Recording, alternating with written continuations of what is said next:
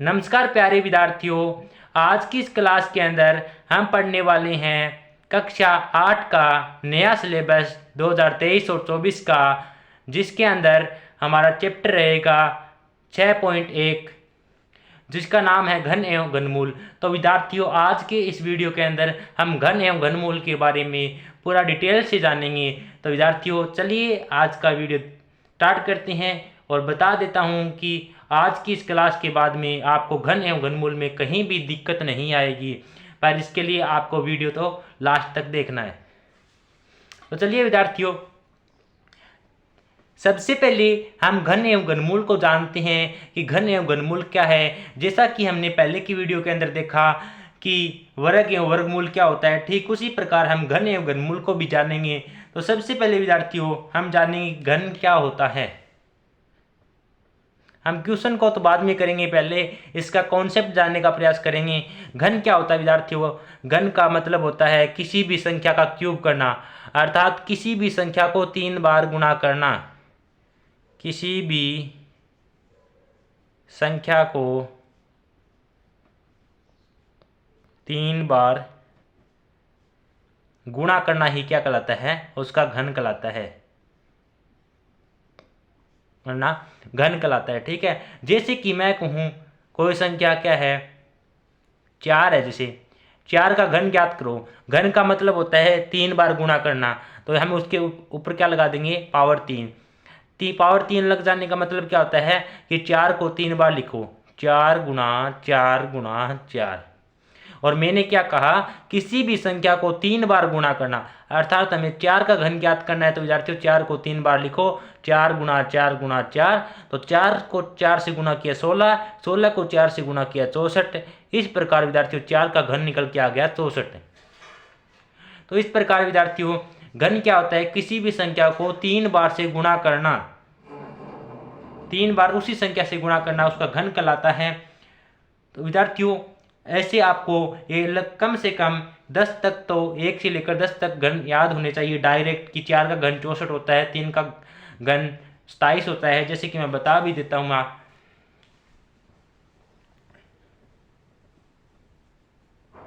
जैसे कि मैं लिख देता हूँ कि 1 का घन क्या होगा। घन का मतलब क्या होता है विद्यार्थी? ऊपर क्यूब लगने का मतलब होता है घन है, हम उसकी घन की बात कर रहे हैं। तो देखो 1 का घन क्या होगा? 1। 2 का घन क्या होगा? 2 का घन मतलब 2 को 3 बार लिखो, 2 इंटू 2 इंटू 2, कितना हो जाएगा? 8। इसी प्रकार 3 का घन क्या होगा विद्यार्थियों? 3 को 3 बार गुणा करो, 3 गुणा 3, अर्थात 3 3 9 9 3 27। ठीक है, इसी प्रकार 4 का घन क्या होगा विद्यार्थियों? 4 गुणा 4 गुणा 4, 64 हो जाएगा। इसी प्रकार 5 का घन क्या होगा? 5 गुणा 5 गुणा 5, 125। ठीक है विद्यार्थियों, इसी प्रकार 6 का घन क्या होगा? इस प्रकार विद्यार्थियों, आपको 10 तक, कम से कम 10 तक तो याद होने चाहिए। विद्यार्थियों, बिल्कुल इजी से चैप्टर है और बिल्कुल आसान से क्वेश्चन है, मज़ा आएगा देखना। 6 को 3 बार गुणा किया, 6 के 36, 36 का 216। इसी प्रकार 7 का क्यूब करना है, तो 7 को 3 बार लिखो, 7 गुणा 7 49, 49 को 7 से गुणा किया 343। इसी प्रकार 8 का क्यूब करो विद्यार्थियों, 8 गुणा 8 गुणा 8, क्या हो जाएगा विद्यार्थियों? 8 का घन 512।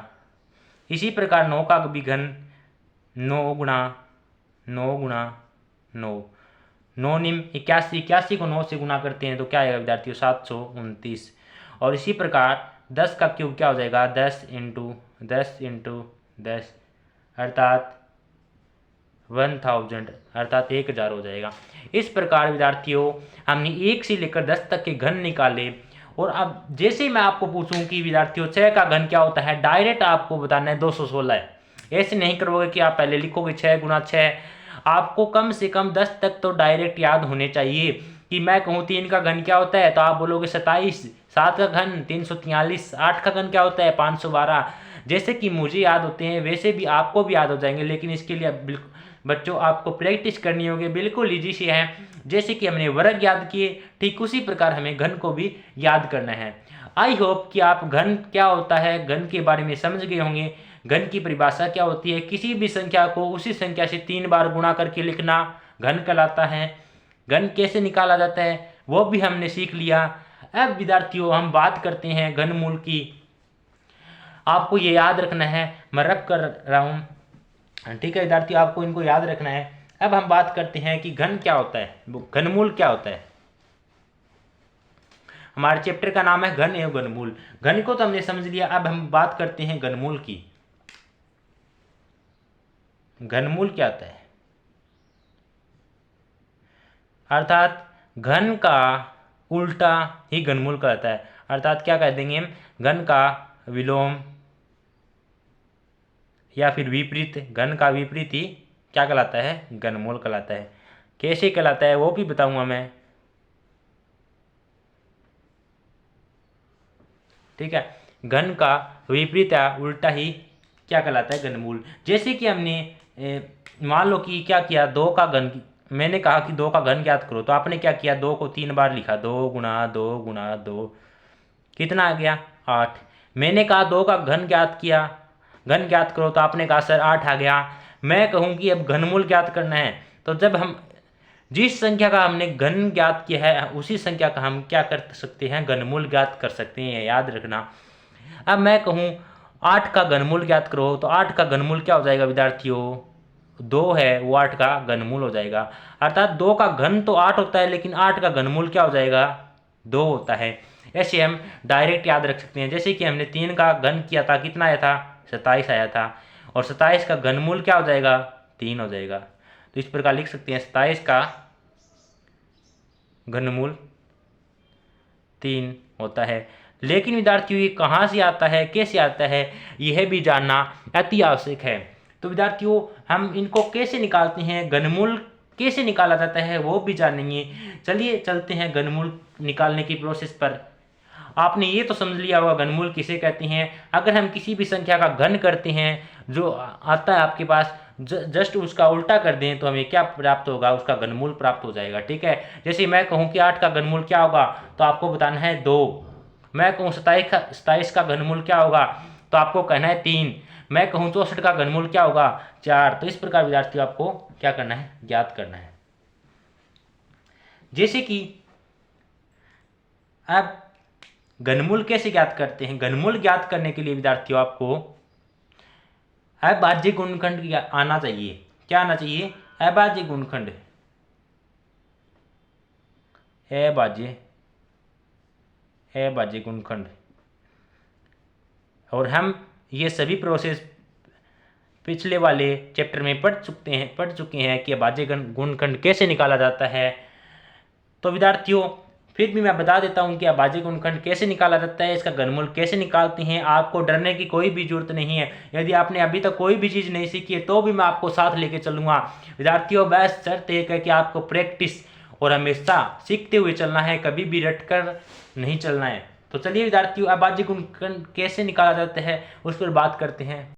तो विद्यार्थियों अभाज्य गुणनखंड क्या होता है, यदि हम किसी भी संख्या के अंदर किसी अभाज्य संख्या जैसे 2, 3, 5, 7, 11, 13, 19, अर्थात हम किसी भी संख्या के अंदर यदि अभाज्य संख्याओं का भाग दे दें, अभाज्य संख्याओं का भाग दे दें तो वह अभाज्य गुणनखंड कहलाता है।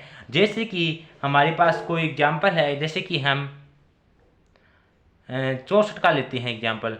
हमने कहा कि 64 का हमें अभाज्य गुणनखंड ज्ञात करते हैं। तो सबसे पहले विद्यार्थियों हम अभाज्य गुणनखंड निकालेंगे इसका। तो देखना सबसे पहले ये देखो सम संख्या है ना, इसका अंतिम अंक क्या है, 4 है, वो क्या है, सम संख्या है। तो हम इसके अंदर 2 का भाग देंगे। जैसे ही हमने 2 का भाग दिया, 2 तिया 6, 2 दूनी 4। आप साइड में इसे देख लेना, 64 में 2 का भाग देते हैं तो क्या आता है, 32 आता है विद्यार्थियों, ठीक है। ऐसे आप ज्ञात करके देख लेना।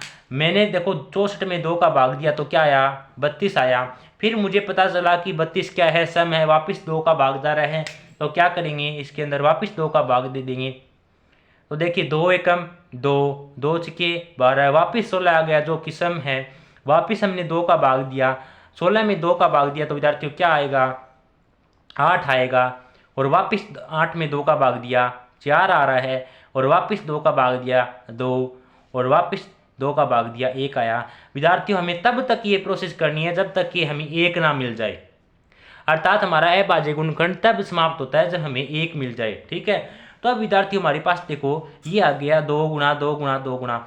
घन का मतलब क्या होता है, 3 बार गुणा करना। घन का मतलब भी क्या होता है, 3 बार किसी संख्या को गुणा करना। तो विद्यार्थियों घनमूल का मतलब क्या हो जाएगा, घनमूल क्या हो जाएगा, 3 3 के जोड़े बनाना। 3 3 के जोड़े बनाओ, देखना कैसे बनाते हैं, 3 3 के जोड़े बनाना। यदि 3 3 के जोड़े बन रहे हैं तो आपका घनमूल निकल सकता है, अर्थात नहीं निकल सकता। जैसे कि विद्यार्थियों यहाँ पे देखो 2 गुणा 2, 2 3 बार आ गया, एक जोड़ा है तो ये बन गया, और 2 3 बार ये 2 आ गए, अर्थात यहाँ पे 2 2 के कितने जोड़े बन रहे हैं, 2 जोड़े बन रहे हैं। बनाने कितने के हैं, 3 3 के, अर्थात कोई भी संख्या हो सेम संख्या होना चाहिए। यहाँ पे देखो 2 कितनी बार आया, 3 बार, 2 कितनी बार आया, 3 बार, तो 3 3 के हमने 2 जोड़े बना लिए। अर्थात कहने का उद्देश्य यह है कि विद्यार्थियों यदि आपको 3 3 के जोड़े पूरे मिल रहे हैं, अर्थात ऐसे नहीं हो कि आपको यहाँ 3 के जोड़े मिल गए, यहाँ 2 जोड़े मिल गए, तो वो आपका अभाज्य गुणनखंड, तो वो आपको क्या होगा, घनमूल नहीं निकलेगा। ठीक है, तो विद्यार्थियों हम इस प्रकार अभाज्य गुणनखंड की सहायता से घनमूल निकाल सकते हैं। तो अब देखना कि 64 का घनमूल निकालना था हमको, तो 64 का घनमूल क्या होगा, देखो यहाँ से हमारे पास 2 2 के दो जोड़े बने, तो 1 2 तो यहाँ से उठा लेंगे और 1 2 यहाँ से उठा लेंगे। 2 को 2 से गुणा किया, क्या आया, 4 आया। और 64 का घनमूल क्या होता है विद्यार्थियों, निकाल के देख लेना, 4 आता है, और 4 का क्यूब कितना होता है, 64 होता है। इस तरह विद्यार्थियों घनमूल निकालते हैं। आई होप कि आप समझ गए होंगे। ठीक है, तो विद्यार्थियों अभाज्य गुणनखंड कैसे निकालते हैं मैंने फटाफट बता दिया, लेकिन इसकी पूरी प्रोसेस हम पिछले वाले चैप्टर में कर चुके हैं, आप वहां से देख लेना। तो विद्यार्थियों आप एक बात याद रखना कि 3 3 के जोड़े बनाने हैं। ठीक है, अब चलिए अब चलते हैं हम अपने क्वेश्चन पर। आप इतनी चीज समझ गए होंगे। अब देखिए, तो विद्यार्थियों हमारा क्वेश्चन क्या है, देखना कि निम्नलिखित में से कौन सी संख्याएं पूर्ण घन नहीं हैं। हमें यह बताना है कि जो हमें संख्याएं दी गई है उनमें से कौन सी संख्याएं पूर्ण घन नहीं है। तो विद्यार्थियों हमें पहले यह जानना पड़ेगा कि वो घन है या नहीं है, अर्थात उसका पूर्ण घन निकल रहा है या नहीं निकल रहा है। इसके लिए हमें क्या करना होगा, इसके लिए हमें उसका अभाज्य गुणनखंड निकालना होगा। यदि किसी भी संख्या का अभाज्य गुणनखंड पूरा पूरा निकल रहा है तो क्या हो जाएगा, पूर्ण घन संख्या हो जाएगा। यदि नहीं निकल रही है तो वह पूर्ण घन संख्या नहीं है। जैसे कि हम करते हैं, चलिए जैसे कि पहला क्वेश्चन है कि 216 बताना है कि पूर्ण घन है या नहीं है। तो 216 का अभाज्य गुणनखंड ज्ञात करते हैं। 216 का अभाज्य गुणनखंड ज्ञात करते हैं तो विद्यार्थियों सबसे पहले देखो सम संख्या है, 2 का भाग लगाते हैं। 2 एकम 2, 0, 2 8 16, 108 आ गया, वो भी एक सम है। वापिस 2 का भाग लगाते हैं, 2 पंजा 10, 2 चौके 8, वापिस 2 का भाग लगाते हैं, 2 दूनी 4, 2 सत्ता 14। अब देखो विद्यार्थी हमारे पास सम संख्या आ गई। ठीक है, अब सम संख्या आ गई है तो 2 के बाद देखो 2 का भाग तो जा नहीं रहा है इसके अंदर। अब हम 3 का भाग लगाते हैं, 3 निम 27, फिर 9 के अंदर वापस 3 का भाग जा रहा है, 3 3 9, फिर 3 एकम 3। विद्यार्थियों आप ये जानना चाहते हैं कि 27 में से 3 का भाग गया, 216 में 2 का भाग गया। ये सब विद्यार्थियों हमने पिछले वाले चैप्टर के अंदर पढ़ रखा है। विभाज्यता के नियम से हम डायरेक्ट पता कर सकते हैं, इसके अंदर 3 का भाग जा रहा है, इसके अंदर 2 का भाग जा रहा है। लेकिन जितनी ज़्यादा आप प्रैक्टिस करोगे उतनी ज़्यादा आप सीखोगे विद्यार्थियों। अब देखिए हमारे पास क्या बन रहा है कि 2 2 के भी 3 जोड़े बन रही हैं, 3 3 के भी आपके पास से 2 जोड़े बन रही हैं। कहने का मतलब एक तो आपके पास 2 2 का पूर्ण जोड़ा बन गया और एक 3 3 का पूर्ण जोड़ा बन गया ना। अर्थात हमारा 2 2 के भी पूरे जोड़े बन रहे हैं और 3 3 के भी पूरे जोड़े बन रहे हैं। अर्थात हम कह देंगे कि जो हमारी 216 है, 216 के पूर्ण रूप से जोड़े बन रहे हैं, पूर्ण जोड़े बन रहे हैं, अर्थात 3 3 के जोड़े बन रहे हैं, बन रहे हैं, अर्थात 216 क्या है? पूर्ण घन संख्या है, पूर्ण घन संख्या है। तो विद्यार्थियों इसे क्वेश्चन करना है, आपको अभाज्य गुणनखंड ज्ञात करना है। यदि उसकी कोई भी संख्या के पूरे अगर 3 जोड़े बन गए, जैसे कि 2 भी 3 बार आ गया, 3 भी 3 बार आ गए, तो देखो जोड़ा वही लेना है जो सेम संख्या हो और 3 बार आई हो। तो हमारे पास पूरे जोड़े बन रहे हैं, अंततः हम कह सकते हैं कि 216 क्या है? पूर्ण घन संख्या है। ठीक है, तो 216 क्या है? पूर्ण घन संख्या है। इसी प्रकार हम 128 को भी देखते हैं पूर्ण घन संख्या है या नहीं है। तो चलिए विद्यार्थियों 128 को चेक करते हैं पूर्ण घन है या नहीं है। तो देखिए 128 का क्या करते हैं? अभाज्य गुणनखंड ज्ञात करते हैं। तो वही विद्यार्थियों 2 का भाग देते हैं, क्योंकि सम संख्या 2 चुके 12, 2 चुके 8, वापिस 2 का भाग दिया, 2 तिये 6, 2 दूनी 4, वापिस 2 का भाग दिया, 2 एकम 2, 2 छके 12, वापिस 2 का भाग दिया, 8 आया, 8 में 2 का भाग दिया 4 आया विद्यार्थियों, और 4 में 2 का भाग दिया 2 आया, फिर 2 में 2 का भाग दिया क्या आ गया? 1 आया। अब देखो कि 2 कितनी बार आ गया, तो अब आप देखोगे कि इन तीनों 2 का एक जोड़ा बन गया, ठीक है।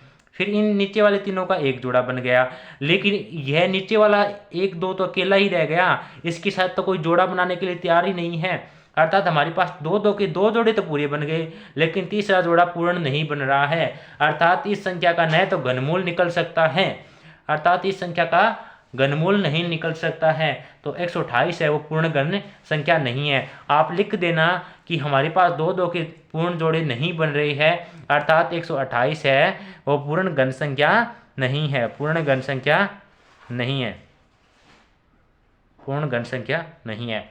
ऐसे विद्यार्थियों आपको पता करना है, आपको अभाज्य गुणनखंड निकालना है। यदि उससे आपको पूर्ण जोड़े प्राप्त हो रहे हैं तो वह पूर्ण घन संख्या है, अन्यथा वो आपके पास पूर्ण घन संख्या नहीं है। इसी प्रकार विद्यार्थियों 1000 का भी पूर्ण घन निकालते हैं।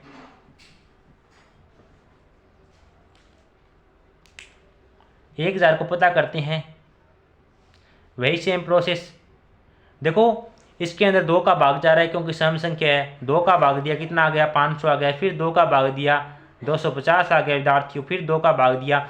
देखिए ये मैं पूरा आपको बता चुका हूँ कैसे अभाज्य गुणनखंड ज्ञात करना है, इसलिए थोड़ा फास्ट चल रहा हूँ। लेकिन यदि फिर भी अभी तक आप नहीं सीखे हैं तो विद्यार्थियों कमेंट कर देना, मैं इनका एक अलग से वीडियो बना दूंगा, क्योंकि मैं नहीं चाहता कि मेरे विद्यार्थी कहीं भी कोई भी चीज़ को रटे। तो 2 का भाग दिया, 2 एकम 2, 2 दूनी 4, 5, 125 आ गया। फिर मुझे पता चला कि अब 125 के अंदर तो 2 का भाग नहीं जाएगा, क्योंकि इसका सम संख्या नहीं है। तो फिर इसके अंदर मैंने 3 का भाग दे के देखा तो 3 का भी नहीं जा रहा है। फिर मुझे पता चला इसके अंदर तो 5 का भाग जा रहा है, 5 दूनी 10, 5 पंजा 25। फिर 5 के अंदर वापिस 5 का भाग जा रहा है, और फिर 5 के अंदर 5 का भाग दिया, 1 आ गया। अब विद्यार्थी हमारे पास देखो 2 गुना 2 गुना 2, इन तीनों का तो एक जोड़ा बन गया और इन तीनों का एक जोड़ा बन गया। अर्थात जोड़ा पूर्ण रूप से बनाना, कोई भी बीच में नहीं रहा ना, पूर्ण जोड़ा बनाना। 2 भी 3 बार आ गए, 5 भी 3 बार आ गए, अर्थात दोनों जोड़े पूरे प्राप्त हुए। अतः हम कह सकते हैं कि 1000 क्या है? पूर्ण घन संख्या है, पूर्ण घन संख्या है। तो विद्यार्थियों ऐसे आपको चेक करना है। यदि आप अभाज्य गुणनखंड लेना सीख गए और जो हमारा बेसिक कॉन्सेप्ट हमने जो सीखा था प्रारंभ में, यदि वो समझ गए तो विद्यार्थियों बिल्कुल इजी सा वीडियो है, इजी सा क्वेश्चन है, कुछ नहीं है। तो चलिए चलते हैं नेक्स्ट 4th में क्या कहता है।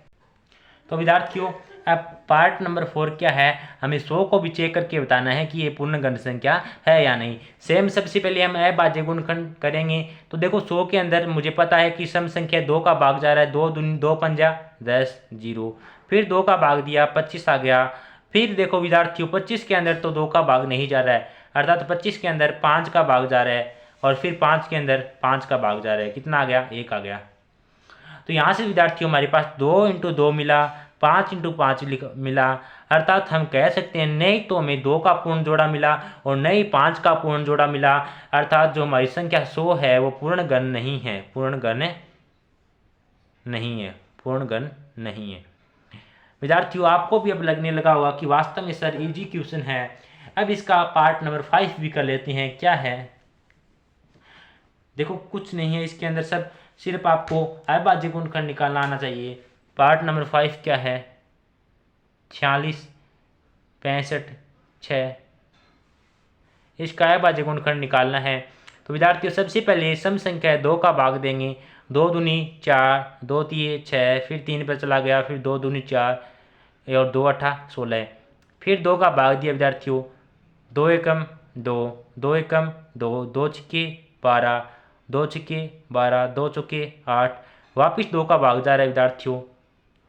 2 पंजा 10, 2 अठा 16, 2 तिये 6, 2 दूनी 4, वापिस सम संख्या वापिस 2 का भाग जा रहा है। मुझे कैसे पता चल रहा है कि इसके अंदर 2 का भाग जा रहा है, क्योंकि इसका इकाई-अंक देखो सम है ना, 6, 8, 4, 2, जहाँ तक इकाई-अंक सम आएगा उसके अंदर मानो 2 का भाग पूरा पूरा जाएगा।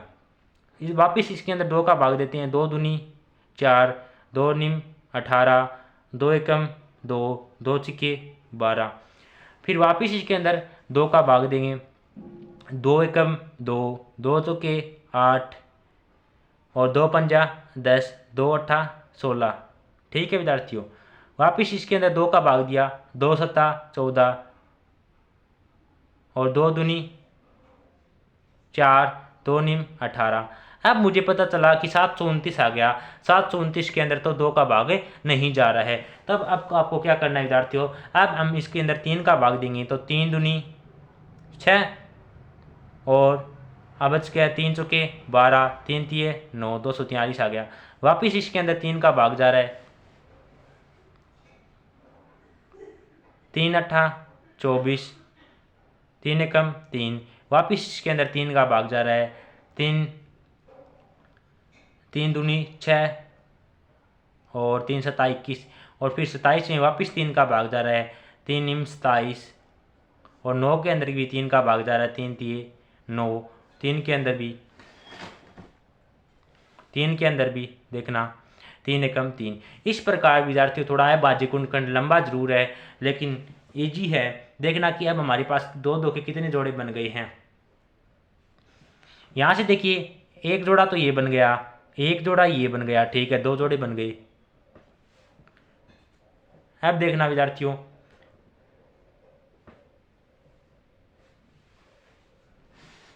दो जोड़ा बन गया। एक देखो 2 के भी एक जोड़ा बन गया और 2 के भी दूसरा जोड़ा बन गया। अर्थात जितने भी जोड़े आए हैं वो पूर्ण जोड़े आए हैं। 2 के भी 2 जोड़े बने, 3 के भी 2 जोड़े बने। अर्थात हम कह सकते हैं जो 46, 65, 6 जो हमारी संख्या है वो पूर्ण घन संख्या है, पूर्ण घन संख्या है। तो इस प्रकार विद्यार्थी हमने पहला क्वेश्चन किया। तो आई होप कि आपने समझा। विद्यार्थियों हमें क्वेश्चन में क्या पूछा था कि कौन सी संख्या पूर्ण घन संख्या नहीं है। देखना, तो हमने पता किया कि 216 तो पूर्ण घन संख्या है, ठीक है, 216 क्या है, पूर्ण घन संख्या है। लेकिन 128 क्या है, 128 भी पूर्ण घन संख्या नहीं है। तो 128 पूर्ण घन संख्या नहीं है और 100 पूर्ण घन संख्या नहीं है। तो आप लिख देना कि 128 और 100 है वो पूर्ण घन संख्या नहीं है, बाकी की तीनों संख्या क्या है, पूर्ण घन संख्या है। तो विद्यार्थियों ऐसे आपको क्वेश्चन को करना था।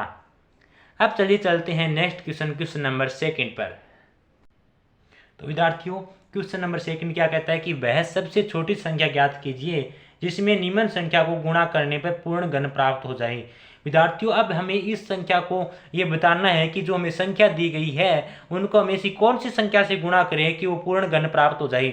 हमें ये दे दिया गया है कि जो संख्या दी है ये पूर्ण घन नहीं है।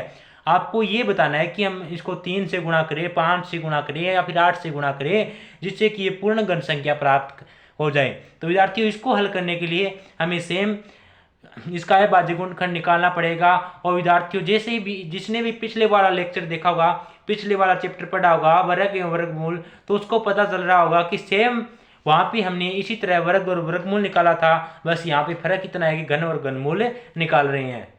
तो विद्यार्थियों चलिए सबसे पहले हम इसका घनमूल निकालते हैं, अविभाज्य गुणनखंड निकालते हैं। सबसे पहले फर्स्ट ले लेते हैं,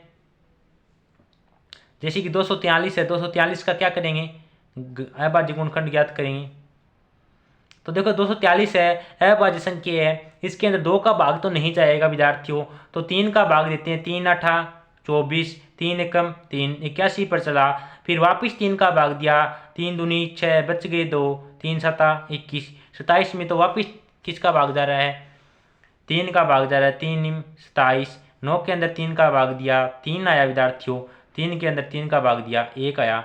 इस प्रकार हमारे पास 243 का अभाज्य गुणनखंड किया तो हमें क्या प्राप्त हुआ, 3 इंटू 3 इंटू 3 इंटू 3, अर्थात 3 कितनी बार प्राप्त हुआ, 5 बार। तो जैसे ही हमने इनको जोड़ा बनाना चाहा तो हमें पता चला कि 3 गुणा 3, एक जोड़ा तो यहाँ से बन गया, लेकिन दूसरा जोड़ा अधूरा बन रहा है। यदि हमारे पास 3 और होता तो दूसरा जोड़ा पूर्ण बन जाता। अब हमें ये तो पता चल गया कि 243 है वो पूर्ण घन संख्या नहीं है। तो अब हम इसे कौन सी संख्या से गुणा करें कि ये पूर्ण घन बन जाए। यदि मैं इसके साथ गुणा में 3 कर दूं तो इसका पूरा जोड़ा बन जाएगा ना, अर्थात ये पूर्ण जोड़ा बन जाएगा और ये संख्या भी क्या बन जाएगी, पूर्ण घन। तो विद्यार्थियों आप जानती, यदि इस साइड में 3 से गुणा करूंगा तो इस साइड भी आपको 3 से गुणा करना पड़ेगा। तो अंततः हम कह सकते हैं कि यदि हम 243 को 3 से गुणा कर दें, 3 से गुणा कर दें तो वह पूर्ण घन संख्या बन जाएगी। ठीक है, पूर्ण घन प्राप्त हो जाएगा। इस प्रकार विद्यार्थियों आपको बताना है, ठीक है, कि कैसे कोई भी संख्या पूर्ण घन प्राप्त होगी। हमने जैसे इसका अभाज्य गुणनखंड निकाला तो हमें पता चला कि हमने इसका अभाज्य गुणनखंड निकाला तो 3 हमारे पास 5 बार आया, लेकिन हमें पता चला कि यदि हमें एक बार और 3 मिल जाता तो ये संख्या पूर्ण घन हो जाती। तो हमने अपनी तरफ से 3 से गुणा कर दिया तो ये संख्या पूर्ण घन प्राप्त हो गई। अंततः यदि हम 243 को 3 से गुणा कर दें तो वह हमें पूर्ण घन प्राप्त हो जाएगी। यही विद्यार्थियों आपको बताना है। तो इसी प्रकार हम नेक्स्ट को चेक करते हैं। तो विद्यार्थियों अब हम 256 को भी चेक करते हैं, क्या वो पूर्ण घन संख्या, कौन सी संख्या से गुणा करने पर वो पूर्ण घन संख्या प्राप्त होगी। तो चलिए 256 को भी हम सबसे पहले अभाज्य गुणनखंड निकालते हैं। तो जैसे ही हम 256 का अभाज्य गुणनखंड निकालते हैं तो विद्यार्थियों सम संख्या है, 2 का भाग जा रहा है, 2 एकम 2, 2 दूनी 4, 2 8 16, 128 आ गया। फिर वापस 2 का भाग दिया, 2 छके 12, 2 चौके 8, 64 में 2 का भाग दिया विद्यार्थियों, कितना आ गया, 2 तिये 6, 2 दूनी 4। फिर वापस 32 में 2 का भाग दिया, 16 आ गया, और 2 का भाग दिया 8 आ गया, और 8 के अंदर 2 का भाग दिया 4 आ गया विद्यार्थियों, और जब 4 के अंदर 2 का भाग दिया 2 आ गया, और 2 के अंदर 2 का भाग दिया 1 आ गया। कहने का मतलब यदि हम 256 का अभाज्य गुणनखंड किया तो हमें कितना मिला, 2 गुणा 2 गुणा 2, 2 गुणा 2 गुणा 2, और फिर कितना, 2 गुणा 2। ठीक है, इतना मिला। मैंने 2 नीचे लिख लिया, ठीक है, आपको दिखाई नहीं देगा इसलिए देखना। 2 गुणा 2 गुणा कितनी बार, 8 बार है, 1 2 3 4 5 6 7 8 बार। यदि हमने 256 का अभाज्य गुणनखंड किया तो हमें 256 का अभाज्य गुणनखंड करने पर यह संख्या मिली। तो चलिए अब हम इनके जोड़े बनाते हैं। तो हमें पता चला कि 2 का एक जोड़ा तो पूरा बन गया, तो दूसरा भी पूरा बन गया, लेकिन जैसे ही हम तीसरा जोड़ा बनाने लगे तो तीसरा जोड़ा आधा ही बना, हमें 1 2 की और जरूरत पड़ी। यदि हमें 1 2 और मिल जाता तो ये संख्या क्या हो जाती, 256 पूर्ण गुना हो जाती। तो 2 गुणा 2, यदि 2 को और गुणा कर दूं मैं अपनी तरफ से, मान लो कि एक बार 2 से गुणा कर दूं तो क्या ये पूर्ण घन संख्या बन जाएगी। तो आपका कहना होगा हाँ सर ये बन जाएगी, क्योंकि 2 2 के पूर्ण जोड़े बन रहे हैं। तो हमें क्या कर देंगे, यदि हम 2 को इस साइड से गुणा करेंगे तो इस साइड भी गुणा करना पड़ेगा, क्योंकि बराबर का नियम होता है। यदि किसी भी संख्या को गुणा करते हैं तो हमें दोनों ओर गुणा करना पड़ता है। ठीक है, तो हमने अपनी तरफ 2 से गुणा किया तो हमारे पास ये पूर्ण जोड़ा बन गया और ये संख्या भी हमें पूर्ण घन प्राप्त हो गई। तो आपको लिखना है कि 256 को 2 से गुणा करने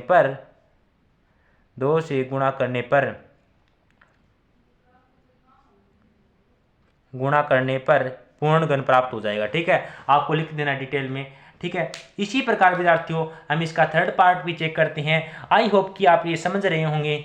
ठीक है विद्यार्थी, बिल्कुल इजी सा है, आप समझने की कोशिश करना। तो चलिए इसका थर्ड पार्ट क्या है।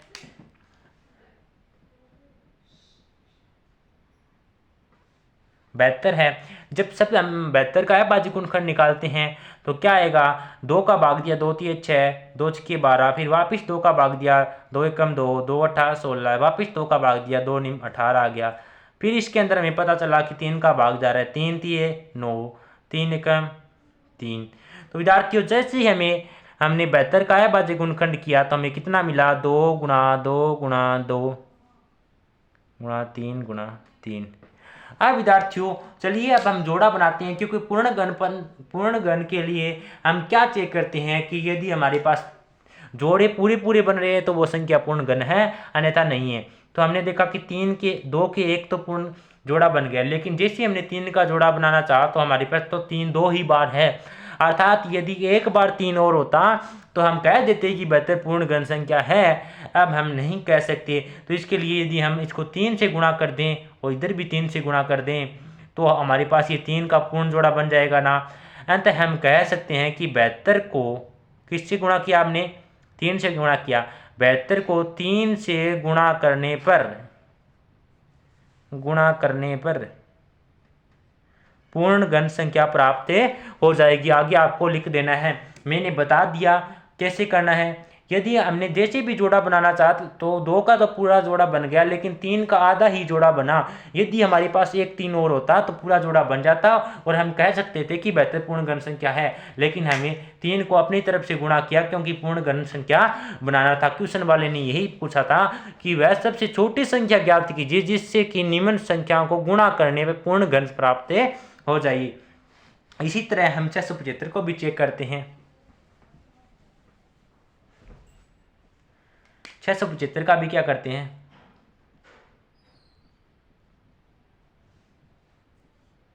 2 का भाग दिया 2 3 6, 2 3 6 और 2 इसके अंदर 2 का भाग नहीं जाएगा। क्यों नहीं जाएगा विद्यार्थियों, क्योंकि ये हमारे पास विषम संख्या है।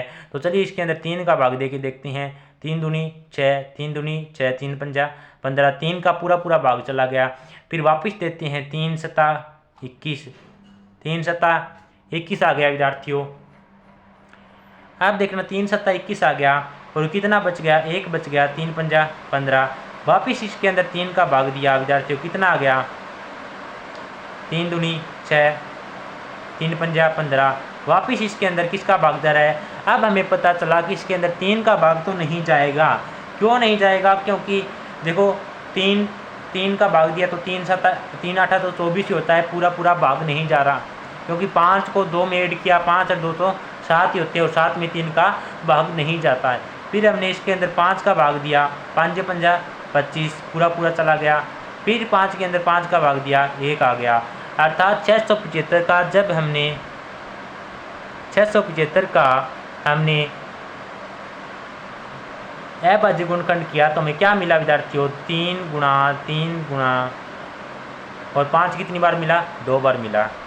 तो हमें ये संख्या प्राप्त हुई और अब हमें जोड़े बनाने हैं, क्योंकि हमें तो यह चेक करना है कि ये संख्या पूर्ण घन है या नहीं है, तो हमें इसको बनाना है। तो चलिए 3 का तो पूर्ण घन बन रहा है, 3 का तो पूरा जोड़ा बन रहा है क्योंकि 3 बार है, लेकिन जैसे ही हमने 5 का जोड़ा बनाना चाहा तो 5 तो 2 ही बार है सर, नहीं बन रहा है। इसके लिए हमें क्या चाहिए, यदि हमारे पास एक 5 और हो तो हम कह सकते हैं कि 5 का पूर्ण घन बन रहा है। तो यदि हम इसको 5 से गुणा कर दें, इधर भी और इधर भी 5 से गुणा कर दें, तो अंततः हम कह सकते हैं कि 675 को 5 से गुणा करने पर 675 को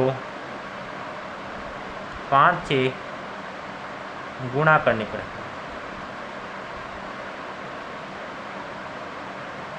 करने पर पूर्ण घन प्राप्त हो रहा है। तो विद्यार्थियों इस प्रकार आपको चेक करना है। आई होप कि जो मैंने समझाने का प्रयास किया वो समझ रहे हैं। यदि फिर भी आपको कोई भी कहीं भी समझ नहीं आया तो प्लीज़ कमेंट करके ज़रूर पूछना, और यदि आपको ये क्वेश्चन अच्छे समझ में आया तो प्लीज़ लाइक कर देना, ताकि मुझे भी पता चले कि आपको ये समझ में आ रहा है। चलिए इसका लास्ट पार्ट करते हैं, पार्ट नंबर 5। देखना क्या है, बिल्कुल ईजी सी है क्वेश्चन, कुछ नहीं है, आपको बस इसका मेन बेस ही क्या है, अभाज्य गुणनखंड। इसके अंदर 2 का भाग देते हैं तो क्या आएगा विद्यार्थियों, 2 पंजा 10, और इसके अंदर क्या आएगा, और 0 आ गया। फिर वापस इसके अंदर 2 का भाग देते हैं, 2 दूनी 4, 2 पंजा 10 आ गया। फिर वापस इसके अंदर हमने चेक किया कि इसके अंदर अब 25 के अंदर 2 का भाग तो नहीं जाएगा, तो अब हम क्या करते हैं 5 का भाग देते हैं। 5 का भाग 25 में दिया तो 5 आ गया, और अब 5 एकम 5 आ गया। तब हमारे पास क्या मिला विद्यार्थियों, 100 का जैसे ही हमने अभाज्य गुणनखंड किया तो हमें प्राप्त हुआ 2 गुणा 2 गुणा और 5 गुणा 5। अब हमारे पास एक समस्या उत्पन्न हो गई कि हमने पीछे वाले क्वेश्चन में तो हमने ये कर दिया कि सर हमें 2 तो 2 के जोड़े मिल गए, लेकिन इस प्रकार इस बार हमारे पास नहीं तो 2 का जोड़ा पूरा है और नहीं 5 का जोड़ा पूरा है। इसलिए अब हमें क्या करना पड़ेगा कि देखो जोड़ा बनाना चाह यदि हमें 1 2 और चाहिए और 1 5 और चाहिए, तो यहाँ पे क्या करते हैं 1 2 से गुणा कर देते हैं और 1 5 से गुणा करते हैं। तो इधर भी क्या करना पड़ेगा 1 2 और 1 5 दोनों से गुणा करना पड़ेगा। तो आपको लिख देना है कि 2 और 5 से गुणा करने पर 2 और 5 से गुणा करने पर संख्या 100 पूर्ण घन संख्या हो जाएगी। ठीक है, संख्या 100 पूर्ण घन प्राप्त हो जाएगा। इस प्रकार विद्यार्थियों आपको इसको बताना था। आई होप कि जो मैंने समझाना चाहा आप समझ गए होंगे। देखिए बिल्कुल इजी सा क्वेश्चन था। सबसे पहले आपको अभाज्य गुणनखंड निकालना है, फिर उसका जोड़ा बनाना है। यदि जोड़ा बन रहा है तो अच्छी बात है, नहीं बन रहा है तो अपनी तरफ से बनाना है। अपनी तरफ से जिस संख्या को गुणा करना है वही उसका क्या हो जाएगा आंसर हो जाएगा।